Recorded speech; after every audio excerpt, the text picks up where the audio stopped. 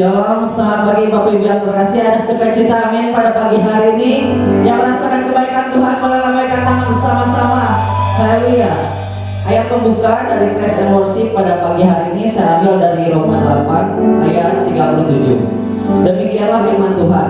Tetapi dalam semuanya itu kita lebih daripada orang-orang yang menang oleh Dia yang telah mengasihi kita. Jadi kita sama-sama diingatkan Tuhan untuk kita selalu mengandalkan Tuhan, karena kekuatan kita terbatas, tapi kita punya Tuhan yang tak terbatas.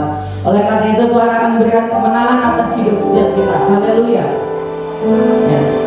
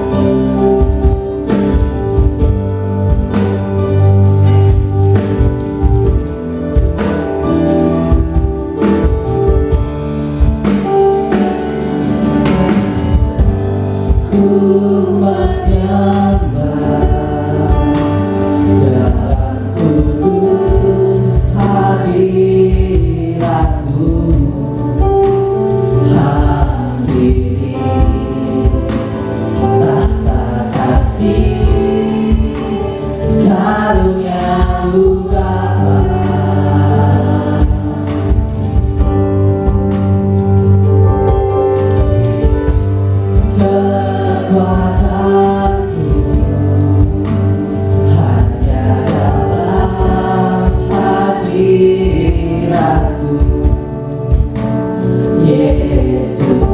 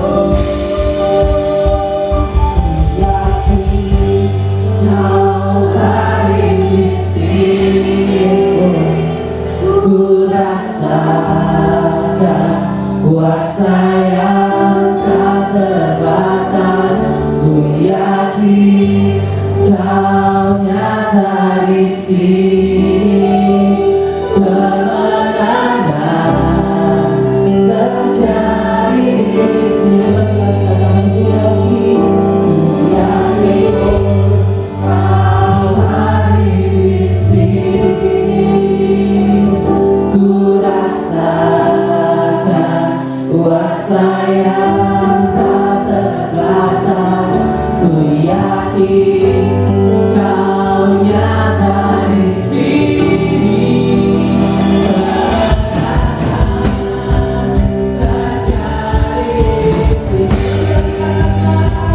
Ku yakin Kau hadir di sini. Amin. Ku rasakan kuasa yang tak terbatas. Ku yakin Kau nyata di sini, kemenangan terjadi di sini. Kesembuhan terjadi di sini. Bahkan kalau masa terjadi, terjadi di sini. Angkat suaramu, mari sembah Tuhan Yesus.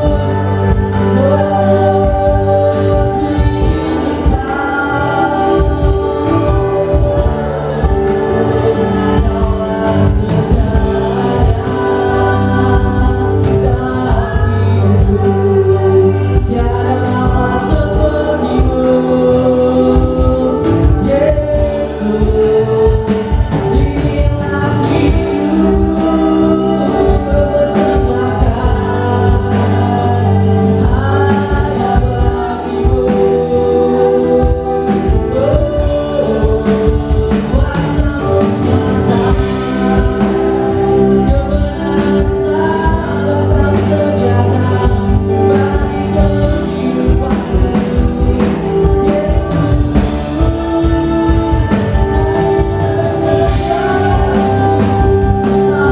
bagi kehidupanku, Allah yang berkuasa atas seluruh hidupku,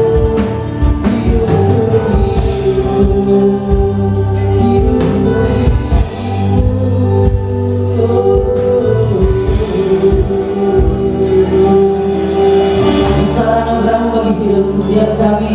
Kami selalu merasakan pemeliharaan Tuhan yang selalu nyata dalam kehidupan kami. Kami bersyukur Tuhan buat ada hari ini, bukan karena kuat dan gagah kami, tapi semua karena anugerah Tuhan yang memampukan setiap kami melewati hari-hari kami Tuhan, walaupun dunia keadaan yang tidak baik. Tapi biar kasih Tuhan yang selalu cukupkan kami untuk kami boleh terus berjalan di dalam Tuhan. Kami tahu ketika Tuhan ada di pihak kami, kemenangan demi kemenangan yang akan diberikan dalam hidup setiap kami. Makasih untuk kehadiran-Mu di tengah-tengah setiap kami. Kami sudah siapkan pujian dan penyembahan yang terbaik, korban syukur yang terbaik hanya bagi-Mu. Kami siap untuk meninggikan nama-Mu lebih lagi, dan biarlah Kau yang bertata di atas setiap pujian kami. Terimalah persembahan kami, hanya di dalam nama Tuhan Yesus kami berdoa dan ucap syukur. Haleluya, amin. Kita yakin dan percaya bahwa perlindungan Tuhan selalu nyata dalam hidup setiap kita, amin. Karena Dialah benteng hidup kita. Kau kekuatanku, penopang hidupku, jika selamatkan. Kau berikan kasih sejauh benteng hidupku, yes. Takkan ku takut, sebab Kau bersertaku. Yesus jamin hidupku. Kau kekuatan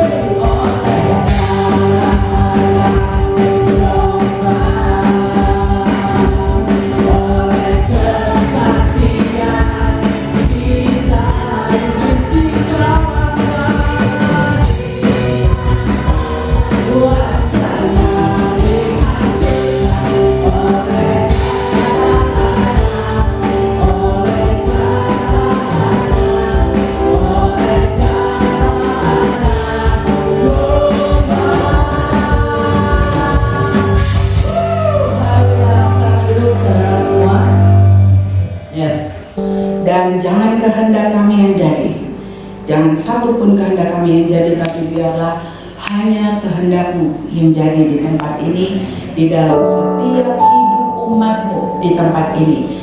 So thank you so much Lord. Terjemahkan apa yang Kau mau bicarakan dengan sederhana. Kata-kata hamba-Mu mungkin terbatas, tapi Roh Kudus itu jago sekali, kami percaya.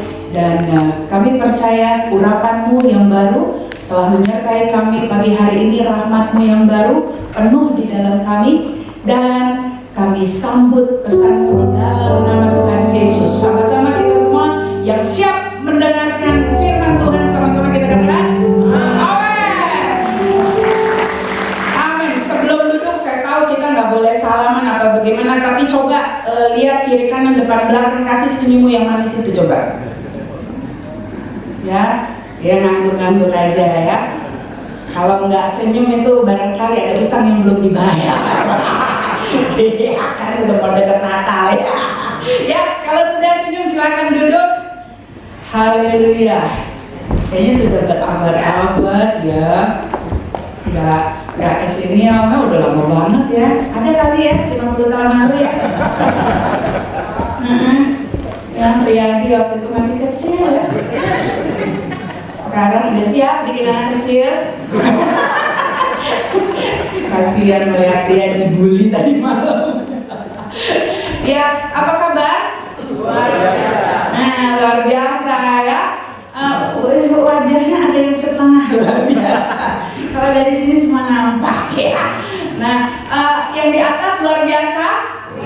Haleluya ya. Tidak terhalang apapun yang terjadi dalam segala keadaan, tetap kita antusias beribadah ketemu Tuhan. Amin.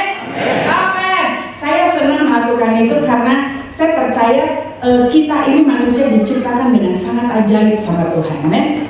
Ya, siapa yang tidak shock? Ya toh, sekarang bulan apa? Kita masuk bulan 11 ya.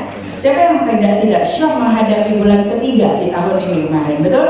Ya, semua serba berubah. Tapi Allah yang dahsyat itu juga kelihatan loh dalam hidup kita. Apa? Dia memberikan kita satu kemampuan yang super, saya bilang mau gitu ya, yang super sekali, yang hebat sekali, yaitu salah satunya kemampuan untuk beradaptasi.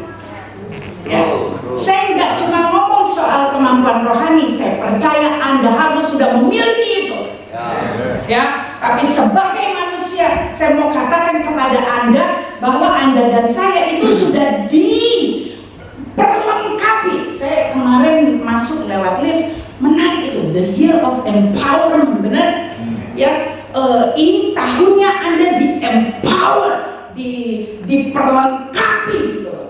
Dan sadar nggak Anda sebenarnya sudah ada fasilitas itu? Anda tuh sudah punya kelengkapan itu di dalam. Cuma ada yang berkarat karena nggak pernah dipakai. Ada kok bengong sih ngeliat saya. Shock ya, pagi-pagi kok udah begini ngomongnya gitu. Enggak, saya nggak marah benar. Ini cuma kebanyakan sarapan tadi pagi, jadi baterainya kenceng gitu ya. Ya, empower itu diperlengkapi, tapi kita sebenarnya sudah empowered. Kita sudah dikasih kelengkapan itu. Tinggal begini, aktifkan dong. Kapan empower itu kelihatan? Justru dalam keadaan-keadaan yang kayak begini ini. Kalau keadaan baik, semua orang tidak butuh Yesus. Karena untuk jadi orang baik tidak butuh Yesus. Kayaknya belum semua nangkap ya. Tempenya yang dimakan tadi pagi belum nyampe ke atas kali ya. Saya ulang sekali lagi ya. Untuk jadi orang baik, Bapak, Ibu, teman-teman tidak butuh Yesus. Yang di balkon,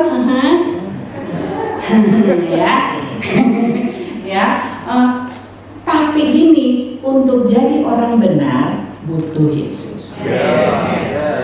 Dan gini, itu yang bikin kita berbeda. Coba lihat kiri kanannya, kamu sadar nggak kamu beda gitu? Ya, inilah saatnya kamu orang kelihatan di kota ini berbeda. Kenapa? Ada yang sudah dikasih sama Tuhan. beradaptasi itu salah satunya. Jadi kalau mungkin yang di luar sana yang nggak kenal Kristus, ya masih compang-camping, terseret-seret. Tapi Anda nggak harus begitu, karena Anda punya Tuhan. Tuhan yang pemenang tadi. Tuhan kita pemenang, disebut tadi Tuhan pemenang. Nah, Dia bersama kita, yang pemenang itu bersama kita, menjadikan kita lebih dari pemenang. Mau tahu contoh lebih dari pemenang? Saya kasih tahu ya ibu-ibu ya. Yang kerja kebanyakan suami kita, benar? Hah? Iya kan? Kerja cari duit, suami ya, Pak ya, benar ya? Ya, bisnis ya toh, suami ya.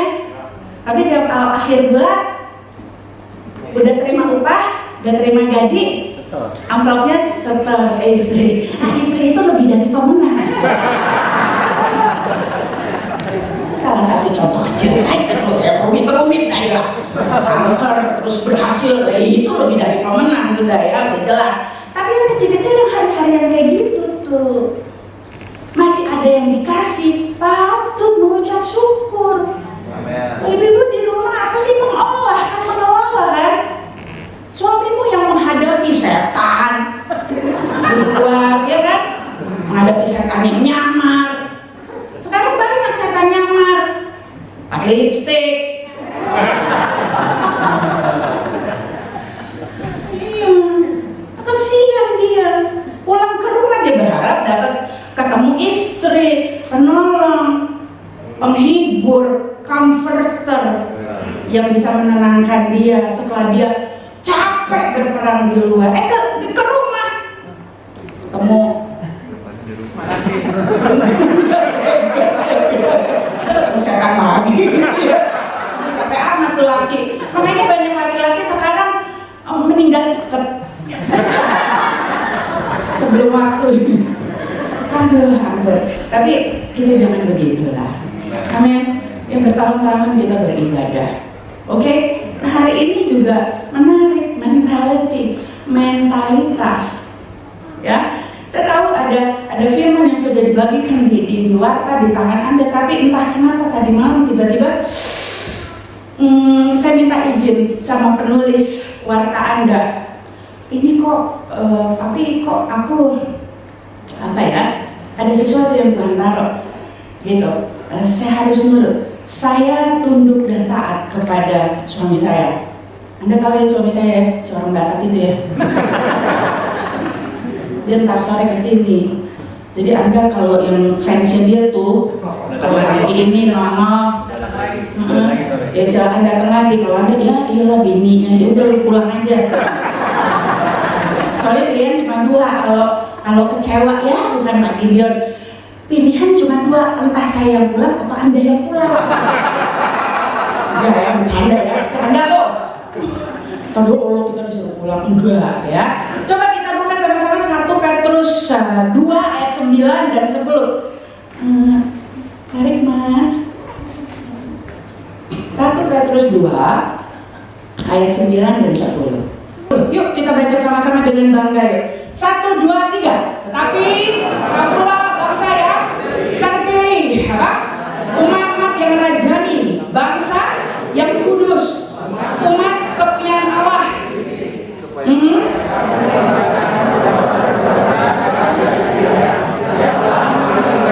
Keluar dari mana?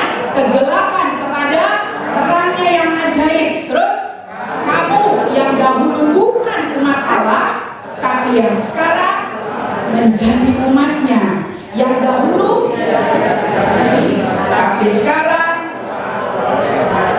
Saya mau kasih tahu, balik lagi ke ayat 9.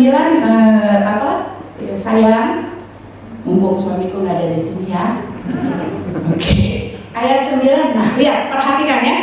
Bahasa Indonesia dia bilang cuma beberapa kata, cuma ditulis sebagai bangsa ya. Tapi saya mau kasih Anda insight sedikit supaya lebih pintar sedikit, supaya ada gunanya Anda ke gereja, amin.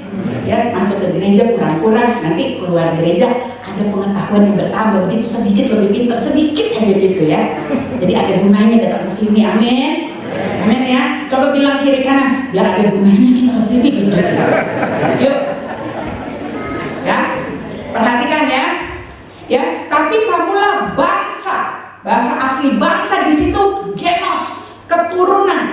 tapi kamulah keturunan yang terpilih. Amin. Jadi bukan hanya kamu, tapi keturunanmu terpilih. Mungkin nenek moyangmu belum kenal Yesus, tapi setelah kamu kenal Yesus, kamu dan keturunanmu itu dipilih Tuhan. Udah jangan marah deh sama ibu bapak yang dulu, aduh hidupnya nggak bener, kejam, sadis ya. Udah jangan marah sama mereka, ucap syukur. Karena ya saya jujur ya, bapak saya nggak kenal Yesus loh. Ibu saya juga waktu saya lahir nggak kenal Yesus. Apa yang mau dididik? Tapi saya bersyukur lewat kehidupan mula-mula saya yang nggak kenal Yesus. Waktu saya kenal Yesus, saya jadi tahu betapa berartinya Yesus. Amin. Iya, bapak saya karateka, mama saya petarung bebas. Benar lah ya, petarung bebas ya cewek. Gitu kan, gitu, makar, nendang apa aja. Bapak saya kan kayak jurus, ngadepin petarung bebas kalah juga ya. Kadang-kadang itu gambaran tiap hari loh dari saya kecil. Makanya tunggu jadi perempuan yang kayak begini ya, maklumnya. Dari kecil udah di kandang UFC. Gitu. Ya bagaimana? Ya cuma begini, saya mengucap syukur. Sekarang saya jadi pribadi yang kayak gini. Jujur ya, tangguh. Iya, gak cepat menyerah. Itu sekolahnya di rumah tuh. Ngeliat UFC tiap hari gitu, live. Anda kalau berantem di rumah kan apa sih paling banter? Adu mulut kan, Bu Leni kasih tepuk. Pak Girsan kasih tepuk ya. Gitu kan? Gitu kan? Banter gitu. Dulu di rumah saya nggak begitu. Kan mama saya susah. Mama saya kalau lagi malas pukul-pukulan sama bapak saya, dia ke lemari pajangan. Bapak saya kan suka keluar negeri ya. Terus kalau pulang bawa tuh perintilan apa? Pajangan itu loh. Keramik-keramik dari Belanda itu kan lucu-lucu ya. Belgia, Prancis, kecil. Itu ada lemarinya khusus. Mama saya nggak banyak omong, tapi dengan tatapannya yang membahara gitu ya. Dia cuma jalan ke arah lemari itu. Terus dia begini, tangannya. Habis itu dia jalan. Itu pajangan semua dibawa dari jauh. Ketrang gitu. Bapak saya cuma gini. Terus bapak saya juga nggak pukul mama saya. Dia jalan ke lemari TV.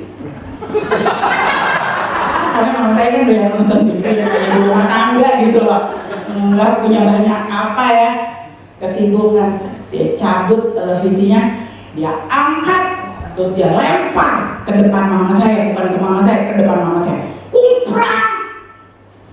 Itu ya terjadi seperti siklus. Ada musimnya, bisa ditebak itu. Jadi kalau udah keprang-prong gitu dari rumah saya kan suaranya kenceng ya, itu ya tukang nyewa, pemulung udah ngantri depan pagar. Soalnya abis itu ini bener loh bapak ibu, abis itu dia langsung dong dia yang bebenah. Besi tua nih apa nih masih bisa pakai nih gitu. Ya ampun deh, itu masa kecil saya loh. Itu makanya waktu ketemu Yesus, ya ampun, gimana saya nggak lompat-lompat, gimana saya tidak bersuka cita, bagaimana mungkin saya biasa-biasa saja, saya keluar diangkat dari kegelapan yang kayak begitu. Kalau Anda sadar dari mana Anda diangkat, mana mungkin Anda biasa. Apa tadi pujianmu Pri yang membahana itu apa? Yesus jaminan. Mana mungkin Anda nyanyi itu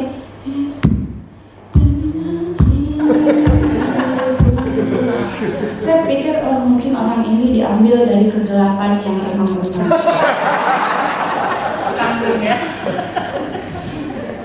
Keluarganya mungkin baik-baik ya, kurang penderitaan.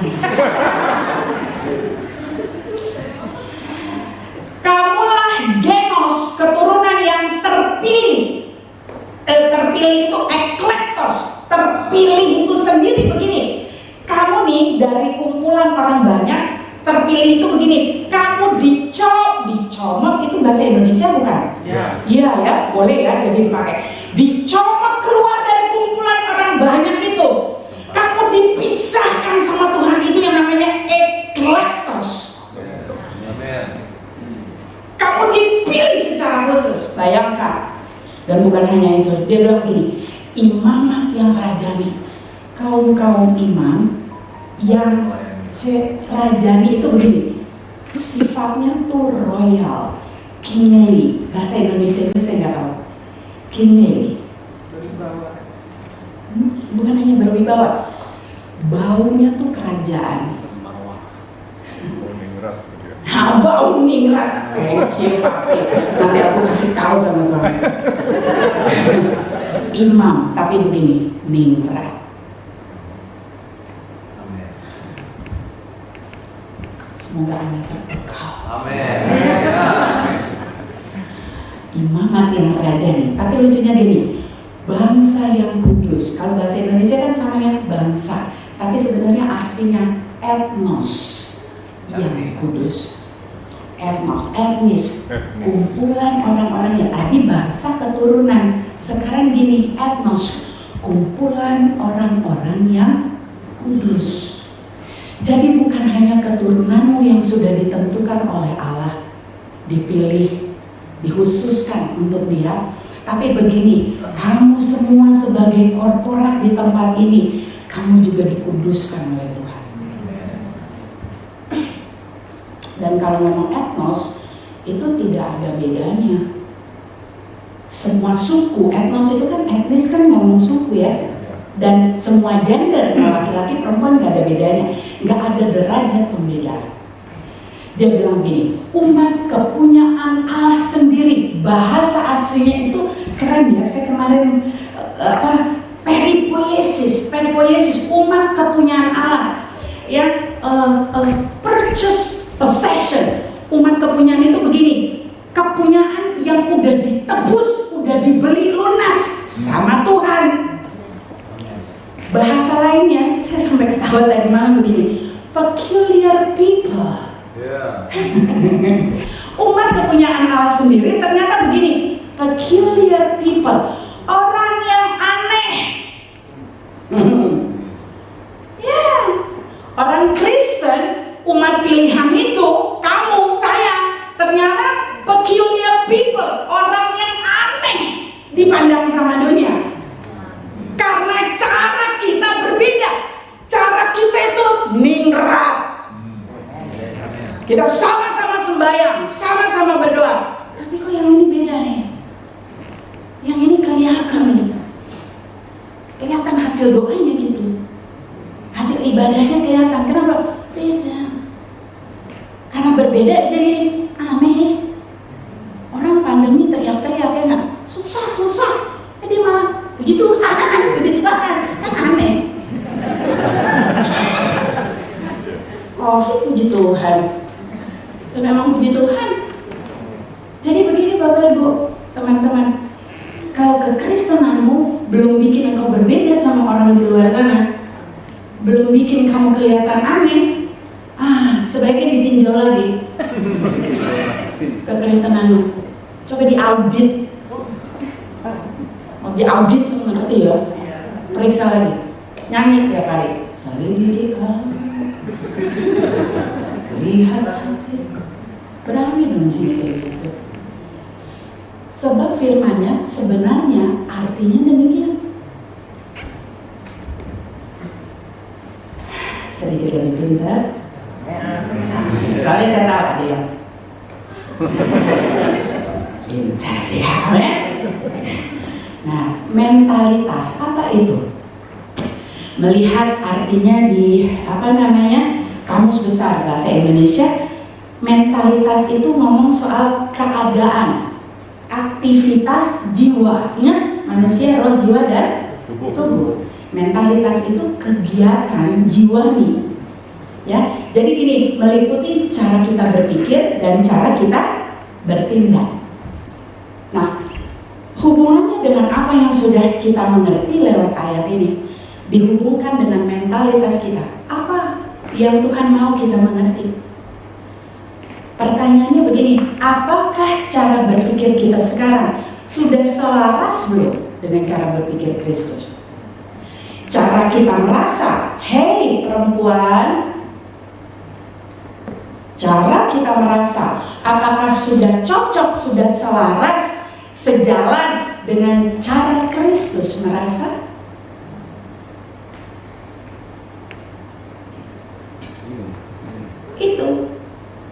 Itu yang mau kita mengerti pagi hari ini, amin? Nah makanya begini, bagaimana kita membangun mentalitas yang benar? Pertama kita harus mengerti, sederhana saja, ternyata menurut kami ya, ada dua jenis mental. Yang pertama mental kingly tadi, kerajaan, dengan mental apa? Budak. Katakan bersama saya, ada mental kerajaan, ada mental budak. Nah tentu sebagai umat Allah ya, bangsa yang terpilih, keturunan yang terpilih, imam-imam yang ningrat ya, dan etnos yang kudus, orang-orang yang dikuduskan, umat kepunyaan Allah, orang-orang yang aneh itu karena berbeda dari dunia. Tentu kita mau menyelaraskan hidup kita dengan Kristus. Betul? Tujuan hidup kita yang utama sebenarnya itu aja. Anda boleh punya cita-cita besar, banyak, tinggi, ya ampun hebat, ayo silakan, harus itu. Tetapi saya mau kasih tahu lagi dan lagi dan lagi, tujuan utama kita sebenarnya satu saja. Roma 8:29 udah bilang begitu apa? Dia bilang supaya kita apa? Serupa dengan Kristus. Itu tujuan utama kita. Kamu sekolah, di sekolah kamu bangun dirimu serupa dengan Kristus.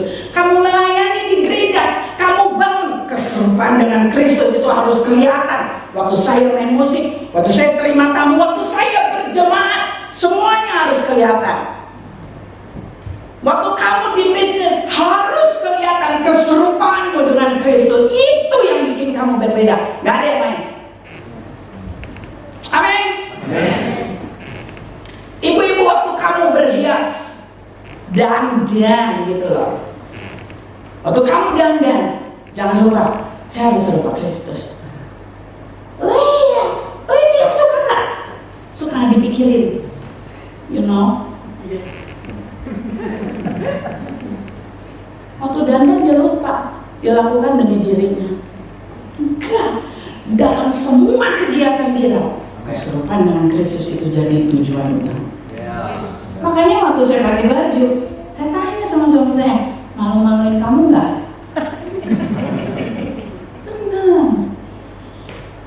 Percayalah ya, saya lebih fashionable daripada suami saya. Percayalah. Anda kalau lihat dia pakai baju ya, kebanyakan, nggak semua, dulu semua, sekarang kebanyakan saya yang pilih buat dia. Karena percayalah kalau dia dilepaskan pilih sendiri, ampun saya harus doa puasa.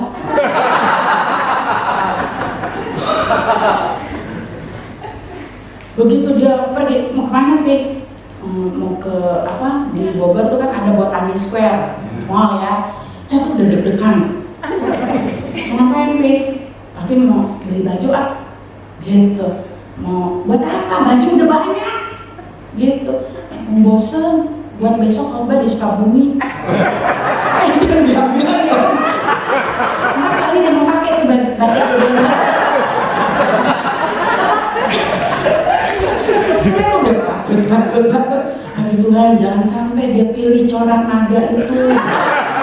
Jangan sampai dia pilih itu Tuhan, corak yang apa namanya mawar-mawar Nora itu. Tuhan bukakan matanya kalau tolong Tuhan, jangan sampai dia menjelma baju yang kotak-kotak apa hijau tua itu udah kayak Natal di jalan pakai baju kotak merah. Habis itu dia pede pakai tuh apa? Dia punya sepatu tuh yang ada yang kuning neon, ada yang ya ampun. Masalahnya kan kalau dia tanya bagus nggak nih? Nah saya mau jawab apa coba? Tetap harus serupa Kristus gitu kan. Jelek bilang jelek itu kenyataannya gitu kan. Tapi gimana cara bilang jelek tetap mendatangkan kasih karunia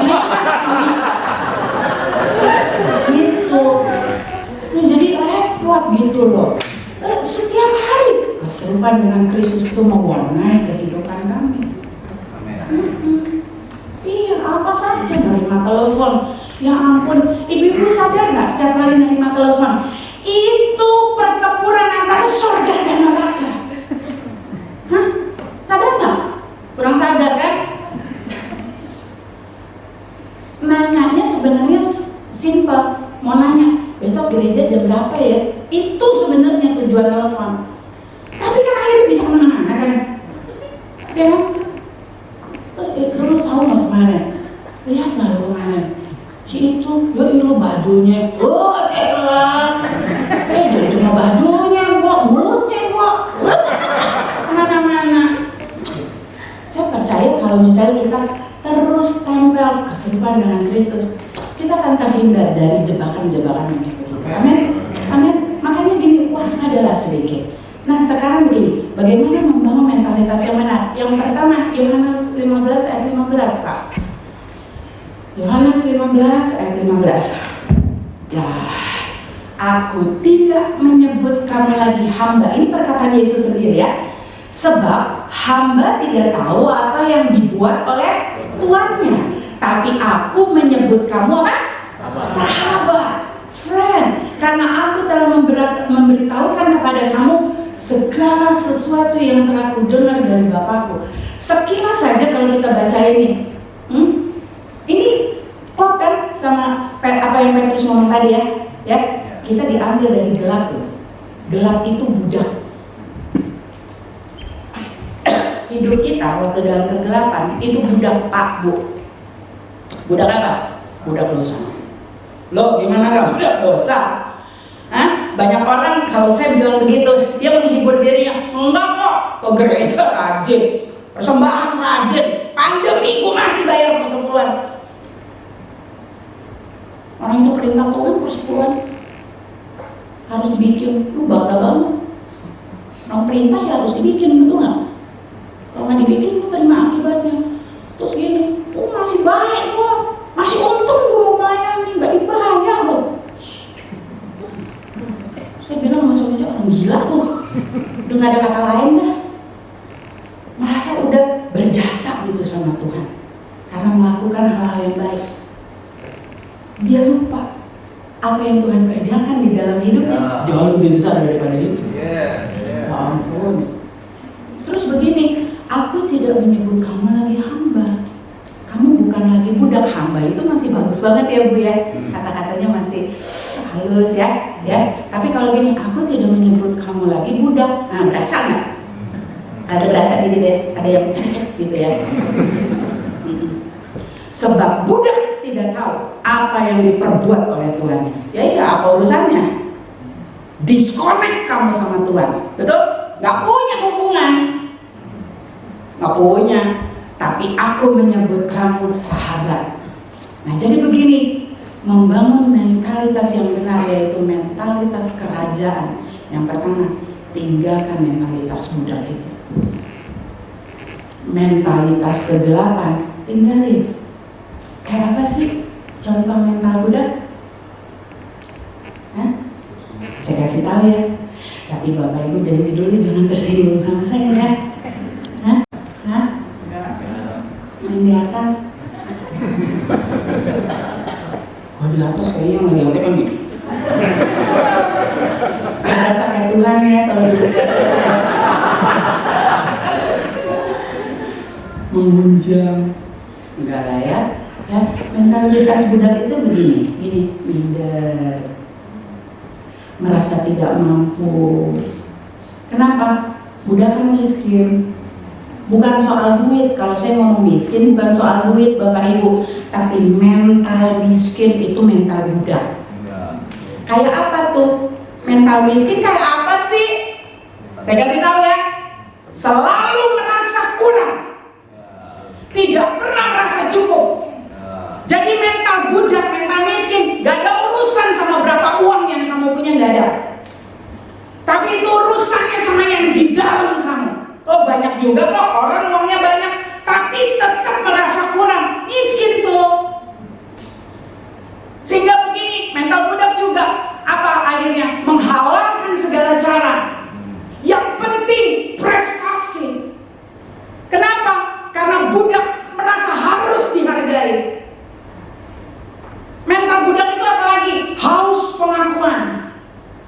Itu budak.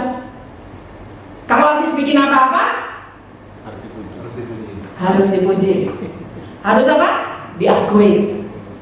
Harus diterima kasih. Sehingga kalau dia tidak diakui, nggak ada yang puji dia, nggak ada yang bilang terima kasih, marah dia, ngambek dia, terus bilang gini, nggak pakai lagi, nggak usah minta uang misik lagi,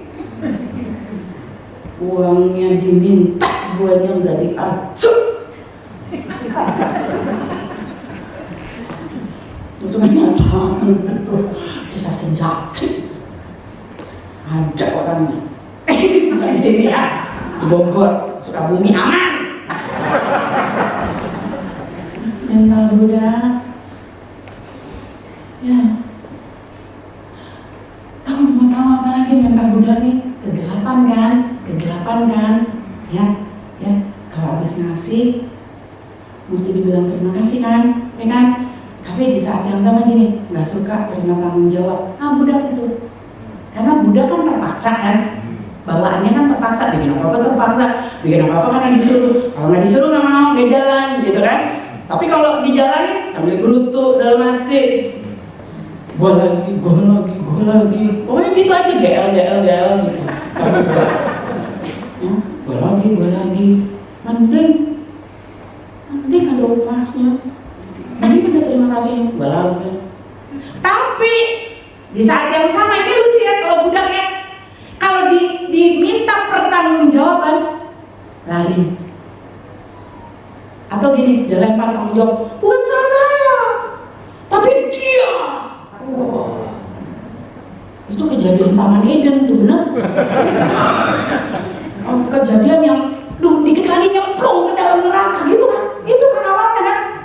Kata Tuhan, bahkan Tuhan gak nanya ya, tapi ya sebenarnya ya, kalau kita baca firman, Tuhan cuma gini, kenapa kamu makan buah itu? Pertanyaannya gitu. Habis itu kan Tuhan gak ngomong apa-apa lagi. Cuma manusia kan tertuduh oleh karena dosanya. Karena dia saat itu juga begitu dia langgar perintahnya. Bukan karena dia makan buahnya, bukan. Tapi karena dia langgar perintah untuk jangan makan buah itu. Saat itu juga dia langsung jadi budak dosa. Budak dosa. Budak itu selalu merasa tertuduh. Tapi lucunya di saat yang sama, dia selalu punya naluri untuk melemparkan tanggung jawab. Sorry ya Dak, kalau ada yang budak, I address you right now. Saya tunjukkan kepada kamu seperti apa mental budak itu, supaya kamu keluar dari kegelapan itu. Amin. Loh, kok ngomongnya di gereja, Bu? Karena di gereja pun masih banyak budak. Bapak Ibu percayalah ya, pesan ini bukan hanya saya bawa di tempat ini loh. Walaupun nada yang berbeda, tema yang berbeda, tapi percayalah, kami sudah membawa pesan ini belasan tahun lamanya. Tapi kami juga melihat betapa banyak anak-anak Tuhan yang beranjak betul-betul dari kegelapan. Sekarang mereka jadi orang-orang kerajaan. Kalau Anda mau kenal orang-orangnya, nanti saya kenalin. Sebab firman ini nyata ya dan amin. Kalau Anda lakukan, upahnya nyata. Karena jaminannya itu nama Tuhan sendiri. Amin. Jadi begini, kalau mau membangun mental kerajaan, tidak ada jalan lain. Tinggalkan mental budakmu. Amin. Tinggalkan gaya-gaya hidup lama itu, gaya hidup gelap itu tinggalkan. Amin. Nah, coba bilang kiri kanannya, supaya sedihnya jangan lama-lama, kita beranjak ke nomor 2. Coba lihat. Soalnya mukanya sedih banget ya. Kita buka yuk Mas, Filipi 4 ayat 8. Mbak ya, Filipi 4 ayat 8. Yang pertama, buang mental budak. Yang kedua, Nah, ini dia ya. Bangun, baru bangun, mentalitas Kristus. Ya, ayo kita baca sama-sama 1, 2, 3. Jadi akhirnya saudara-saudara, semua yang benar, semua yang mulia, semua yang adil, semua yang suci, semua yang manis, semua yang sedap didengar, semua dan apa?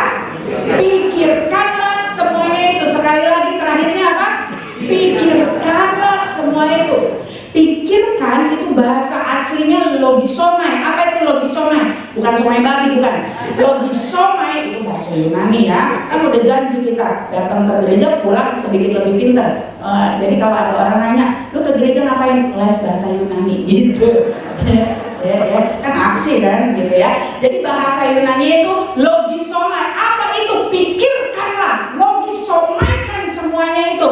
Apa? Ya itu inventory, isi di dalam pikiran kita.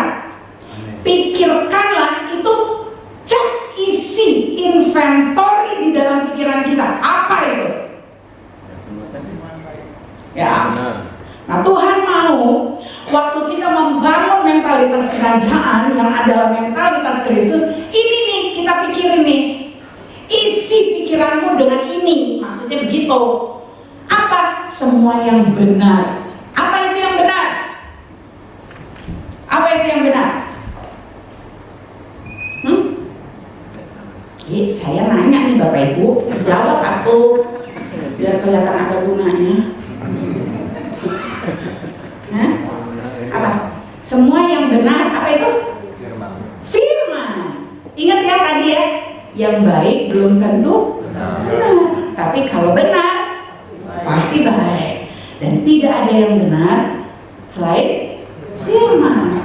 Ya, jadi kalau Tuhan bilang, pikirkanlah, isi pikiranmu, inventory pikiranmu dengan apa yang benar. Dengan kata lain apa? Isi pikiranmu dengan pikiran firman. Makanya begini, mau tidak mau harus baca firman. Anda diberkati Tuhan dengan gadget di tangan Anda itu nggak salah. Tapi begini, jangan mengisi pikiranmu dengan gadget, isi gadget yang duniawi, ketimbang kamu isi pikiranmu dengan kebenaran, dengan firman. Amin. Ya, terus apa lagi? Mulia. Minta ampun. Ya, yang mulia, yang keilahian sifatnya. Ya, yang godly gitu loh. Semua yang adil, yang suci, dan itu semua yang ditulis firman. Isi pikiranmu dengan itu. Amin. Amin. Makanya begini, perlu disadari hal-hal kayak begini itu harus dilatih Bapak Ibu. Ingat 1 Timotius 4 ayat 7 bilang apa? Latihlah dirimu. Ngapain? Kalau Bapak yang jawab sih nggak aneh saya. Yang lain? Jemaat? Latihlah dirimu. 1 Timotius 4 ayat 7. Latihlah dirimu beribadah, kata Tuhan. Karena ibadah itu berguna dalam segala hal. Latihan badannya terbatas gunanya, tapi ibadah berguna dalam segala hal. Latihan nge-gym, olahraga ada gunanya, tapi terbatas, tapi ada gunanya, tapi begitu aja terus-terusan.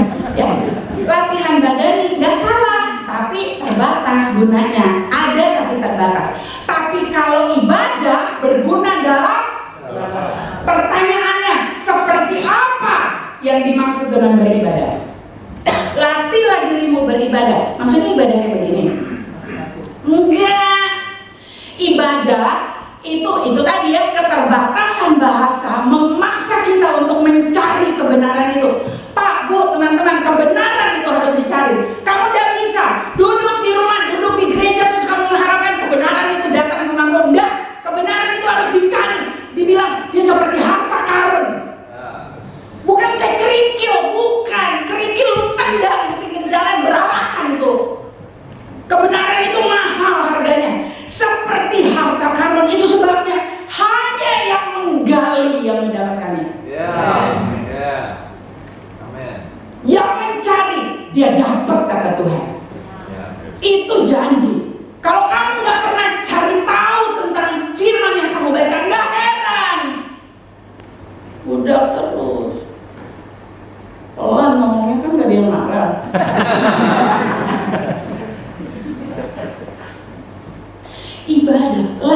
dirimu beribadah. 1 Timotius 4 ayat 7. Coba kamu buka aja deh. Ya, beribadah di situ yang dimaksud bukan ibadah liturgi kayak begini, bukan. Itu kalau yang begini nih, ibadah bahasa aslinya latreia, ibadah yang tergantung waktu dan liturgi. Ini nih latreia, korporat bersama-sama. Perlu nggak? Perlu. Fellowship, ya kan? Ketemu memuji bareng, enak kan? Tapi bukan itu yang dimaksud di Timotius itu. Bukan itu yang dilatih. Anda nggak usah disuruh latihan ibadah, datang kok tiap minggu ke gereja, ya kan? Ibadah ada lain lagi. Yakobus 1 ayat 27. Ibadah yang sejati adalah apa? Mengunjungi janda-janda dan anak yatim. Ibadah di situ treskeia. Ibadah dalam pengertian perbuatan baik, treskeia. Ibadah tapi ada amal di dalamnya. Itu Yakobus 1:27. Tapi yang Timotius maksud, latihlah dirimu beribadah, itu eusebeia. Eusebeia itu artinya begini, latihlah dirimu godly. Latihlah dirimu untuk serupa dengan Kristus. Amin. Right. Amin. Kalau enggak saya perlu lebih tinggi. Jadi maksudnya adalah latih dirimu beribadah. Latihlah Pak, Bu, teman-teman, dirimu untuk jadi serupa dengan Kristus. Itu perlu dilatih. Latih itu butuh tindakan yang terus-menerus. Kata latih itu berarti ada tindakan, perjuangan, proses yang panjang untuk terus-menerus melakukan sesuatu sampai sesuatu itu jadi kebiasaan. Tapi jangan berhenti pada kebiasaan, terus latih itu, latih. Dari kebiasaan terus-menerus dia akan menjadi budaya, jadi gaya hidup. Kapan sesuatu, kapan karakter Kristus, kapan keserupaan dengan Kristus, itu kita tahu sudah menjadi budaya dalam hidup kita. Waktu kita melakukannya tanpa perlu berpikir lagi, itu saya pastikan udah jadi budaya. Ya, latih dirimu serupa dengan Kristus seperti itu. Amin. Amin. Coba bilang lagi kayak kanan, kamu jangan sedih gitu dong. Amin ya. Ya, latihlah dirimu. Jadi ngerti kan sekarang ya? Nggak cuma asal baca saja, beribadah enggak. Terlalu sempit yang kita pikirkan. Tapi kata Tuhan apa? Latihlah dirimu jadi seperti Kristus. Yang terakhir, membangun mentalitas yang benar berarti begini, bersedia mengalami pemurnian. Yuk kita lihat 1 Petrus 1 ayat 7 ya. Maksud semuanya itu, maksud apa? Apa yang dimaksud dengan semuanya itu? Apa yuk?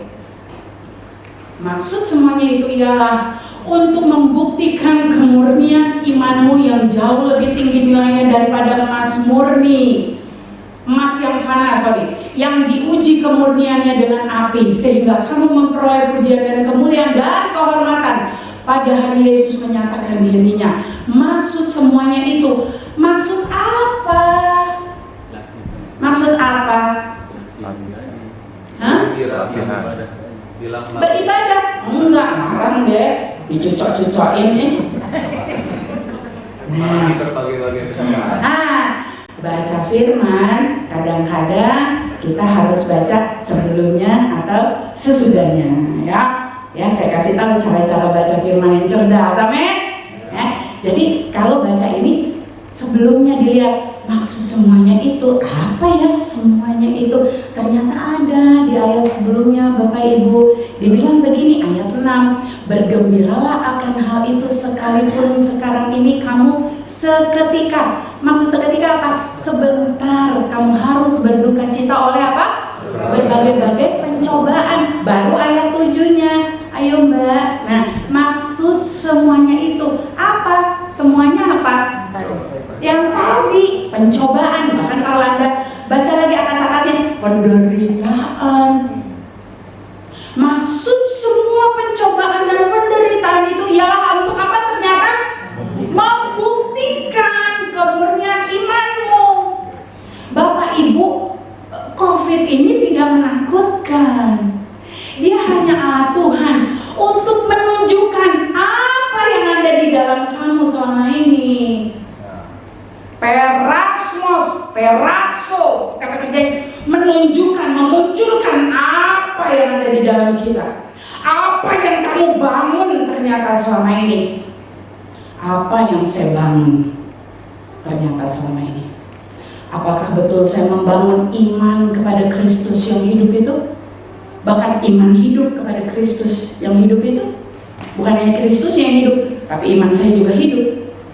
Tapi apakah saya ternyata hanya selama ini membangun cerita-cerita tentang iman kepada Yesus? Mengerti maksud saya? Apakah saya ternyata selama ini membangun keserupaan dengan Kristus? Atau saya hanya membangun teori-teori tentang serupa dengan Kristus? Penderitaan, pencobaan maksudnya adalah untuk membuktikan apa yang ada di dalam kita. Murni gak tuh yang di dalam kita? Hah? Saya jujur ya, saya sama suami hamba Tuhan full time lagi dia coba. Karena Tuhan yang ngomong. Kan waktu memutuskan untuk keluar dari kerjaan, gak pakai diskusi sama saya om. Ya papi, om papi. Gak pakai diskusi, kenapa Tuhan yang ngomong? Nah saya kan nurut aja sebagai istri ya gak? Masa mau protes? Coba lu denger lagi, bener gak? Lu cek lagi itu suara Tuhan atau suara setan lu? Merasa dipanggil untuk jadi full time. Wah itu gak gampang. Mulut bilang haleluya, pikiran langsung tengkorak tulang, benang, kayak begitu. Aduh gimana? Tapi mulut ini tadi ya latih. Godliness itu dilatih. Minimal gini, apa yang keluar haleluya. Baru habis itu pikirkanlah semua yang baik, mulia, adil. Saya pikirkan, kalau Tuhan yang panggil, masa? Nah itu baru, masa kan saya ditinggalkan, masa saya kurang, masa saya kelaparan, nggak mungkin. Beli somai, inventory, betul? Ya, lalu begini, latih diri saya beribadah setiap hari. COVID kemarin, Maret kan? Maret ya? 24 Maret PSBB nasional kan? 17 Maret itu pelayanan kami terakhir. Saya jujur ya, ini kan udah kayak keluarga ya. Ya saya sih nganggap Anda keluarga ya, kalau Anda nganggap saya tetangga ya udah lah. Tapi saya beneran gak ada yang ditutup-tutupin ya. Saya cerita, tapi ini jangan kesian yang bicara, kesian. Enggak. Saya tuh nyaman dalam pemeliharaan Tuhan. Saya indah di dalam pemeliharaan Tuhan. Ini bersaksi ya. Waktu Maret begitu COVID gitu kan, dimana-mana ya, di trompet. Tahu nggak apa yang terjadi? Semua jadwal pelayanan tahun ini bubar, bukan bubar, bubiar, ambiar. Kamu saking ambiarnya meninggal ya. Ya, tapi bener, bakal semua, cek, bersih agenda kami langsung. Iya, biasanya udah ada order sampai Natal tahun baru udah ada. Cancel gitu. Loh, manusiawi ini. Kalau Anda ada di tempat saya, tahu Tuhan nggak? Tahu. Kenal nggak? Kenal. Tapi begini, tak terkatakan. Tapi itu saatnya Pak.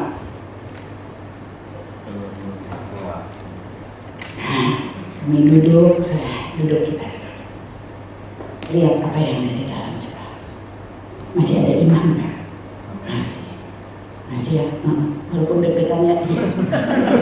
Aritmia ya sedikit ya, detaknya langsung tak beraturan. Aritmia kita berdoa, kalau kita duduk sama-sama, masih ada iman ya Pit? Masih. Amin? Ada. Kita berdoa, Tuhan, kami selama ini hidup oleh berkat-Mu, bukan dari pelayanan. Walaupun COVID, kami percaya ini cuma perubahan suasana. Ya, seperti interior di dalam rumah lagi diganti. Tapi keberadaan kami tidak berubah. Tuan rumah kami tidak berubah. Wih, ngomong itu sambil nangis-nangis. Gelap, ya kan? Kredit mobil. Anak mau kuliah, minta ampun belasan jut semuanya ngantri jut. Aku sih, agenda pusing. Dan nggak mau utang, nggak mau. Tapi kami datang kepada tuan rumah yang tepat. Apa yang terjadi? Mujizat. Orang yang nggak pernah ngobrol, cuma ngobrol, iya bye, dadah, cuma begitu di kota lain. Nggak ada angin, nggak ada hujan, nggak ada petir, toto WA. Pak, apa kabar? Baik. Ngomong gini Pak, berapa nomor rekening? Cepet suami saya kalau begitu. 7 mati gelap. Soalnya kalau yang kayak gitu nggak usah ditanya-tanya doa puasa dulu, nggak usah. Iya, ya, saya lagi tidur siang. Toto, mami, ini ada WA. Orangnya itu nggak tahu, saya juga nggak tahu katanya. Cuma tiba-tiba dia gini, terus dia begini, coba kami lihat ini jumlahnya berapa. Menurut kamu berapa? 1 juta apa 10 juta? 10 juta! Nolnya benar kita hitung 1 berarti. Wih, benar 10 juta. Bisa buat bayar uang kuliah anak. Masih kurang 6 juta. Tuhan makasih ya. Kuliah lagi, sok-sokan kan udah tua kuliah lagi. Butuh uang SPP kan? Kurang kerjaan loh. Gimana nih Pi? Bayar SPP? Ternyata burung gagak itu banyak loh Bapak Ibu. ya, dan itu cara Tuhan pelihara sampai hari ini. Amin. Terima persepuluhan enggak? Terima itu enggak persembahan. Tapi kadang-kadang ya tiba-tiba suka jadi punya kebiasaan baru Bu, ngecek rekening. Saya punya hobi baru. Suap ya. Cek rekening cuma 936 rupiah, bukan ribu. 936 rupiah. Ya wes. Saya kalau udah pusing begitu bawaan saya apa? Enggak, bukan doa, tidur siang. Udah paham banget. Saya tidur siang daripada capek mikirin saya tidur siang. Nah udah beberapa kali tidur siang, ya. Rekening terisi loh. Tidur siang ya. Ini bukan kebenaran ya. Bukan kebenaran, cuma pengalaman loh. Ya, sampai suami saya kalau dia udah bokeh di sana, mami bobo siang nih. Gue dipaksa tidur siang. Aduh, selain kena COVID tuh Bapak Ibu, masih bisa ketawa COVID kan? Masih bisa memberkati orang lain. Wow, bisa sekolahin anak orang. Wow, bisa bayarin utang orang.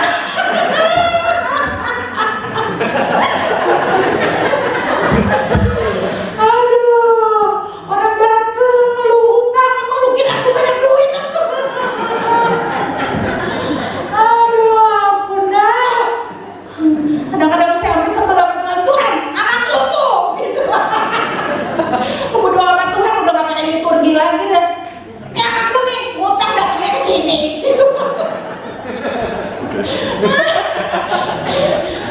Tapi, aduh ya, dengan keras maupun lembut Tuhan selalu bilang kasih walaupun pundimu kosong, kasih. Karena kamu tidak akan lalai dipelihara. Bener Bapak Ibu, bener gak kurang-kurang ya. Jangan takut, amin. Karena ternyata begini, Semua keadaan ini hanya menunjukkan apa yang di dalammu dan di dalamku selama ini. Dan biarlah aku berdoa kiranya kemurnian demi kemurnian yang terlihat, yang muncul dengan indah. Amin. Jadi begini kesimpulannya pagi hari ini. Mentalitas itu dibentuk, dibangun. Dia tidak terjadi begitu saja. Dia harus dilatih. Jatuh bangun normal. Tapi setiap kali kita jatuh, bangun lagi. Amin. Ada Tuhan di antara kita. Amin. Sekarang kalau lagi kejepit, itu aja. Ada Tuhan. Ada Tuhan. Dan itu cukup buat saya. Dan itu juga cukup buat Anda. Amin. Mari kita bangkit berdiri.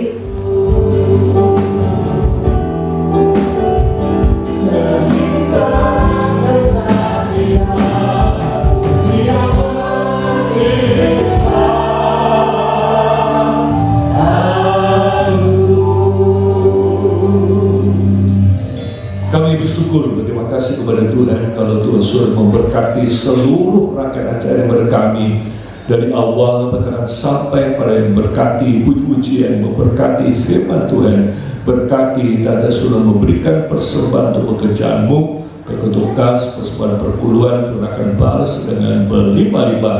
Berkati seseorang yang sudah melayani sebagai leader, singer, pemain musik, petugas SCD, penyambut tamu, kas kolektan, maka hambamu Ibu Ica yang sudah menyampaikan firman Tuhan, dan sebentar sore Bapak Gideon akan menyampaikan firman Tuhan. Kau siapkan supaya apa yang disampaikan boleh menjadi berkat buat kami semua. Terima kasih Tuhan, kami sudah lewati dari hari ke hari, dan kami bersyukur kalau kemarin kami boleh melaksanakan pemberkatan pernikahan Saudara Gideon Yusuf Saputra dengan Saudari Shalom Priska Natalia. Masih ada satu kali peneguhan pernikahan tanggal 21 November. Kami serahkan dalam tangan-Mu. Tuhan memberkati kegiatan ke depan.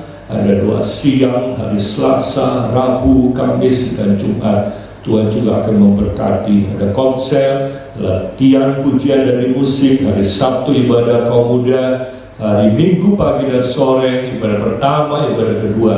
Tuhan juga akan memberkati. Terima kasih Tuhan, terima kasih Bapak. Tadakan tangan-Mu untuk terima berkat pada Tuhan. Diberkatilah keluargamu, diberkatilah suamimu, diberkatilah istrimu, diberkatilah anak-anakmu, diberkatilah pekerjaanmu, diberkatilah kesehatanmu, diberkatilah pelayananmu, diberkatilah masa depanmu, diberkatilah studimu, diberkati kau di kota, diberkati kau di desa, diberkati kau di ladang, diberkatilah bakulmu dan tempat adonanmu, diberkati kau pada waktu masuk, diberkati kau pada waktu keluar, diberkatilah buah kandungan hasil bumi dan hasil ternakmu. Kiranya segala berkat dan berkat jasmani, berkat rohani dan berkat materi, berkat ini datang dari Allah Bapa, kasih sayang kepada Tuhan Yesus, persekutuan dengan Roh Kudus menyertai saudara mulai pagi hari ini sampai Tuhan Yesus datang kembali. Di dalam nama Tuhan Yesus kami berdoa.